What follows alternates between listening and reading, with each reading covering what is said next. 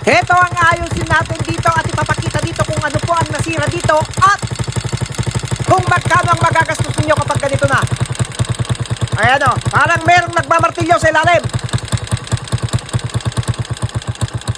Kailangan lamang pong baklasin itong black niya. Hindi po tupi ito dahil tinupi na po natin ito ganun pa rin. Mabilisan lamang po yung mga importante lamang po ipapakita natin dito dahil po 90 seconds lang ang pwedeng i-upload na video dito sa reel. Ito po yung kinakailangang baklasin dito kung ano po ang pagbaklas, ganun din po ang pagbaklik. Kahit hindi po kayo mekaniko, kaya nyo po itong gawin, masundan nyo lamang po itong mga ginagawa natin dahil yung mga importante pinapakita naman natin. Lalong-lalo na po yung pagbalik, meron pong timing. Yun po ang importanteng papakita natin. At itong cover ng magneto, kinakailangan po matanggal. Ito po yung Rossi 125 na naunang na-upload po natin na napabayaan ng langis. Bale, ito na po yung dahilan ng maingay dito. Ito ang nasira cam follower. Ayan, nagkakaskas na kasi nga napabayaan ng langis. Kung set po itong bibilhin, kung yung local lang na mumurahin na Rossi 125 ay mahigit lang pong 1,000. Depende sa kalidad at pagbibilhan. At kung TMX 155 po ito, yung set nito, yung original ay mahigit 5,000 na. Kapag nasira po ang cam follower, sigurado nasira din itong cam loop niya. Ito, ayan, may kanal na. Mag-asawa po kasi ito.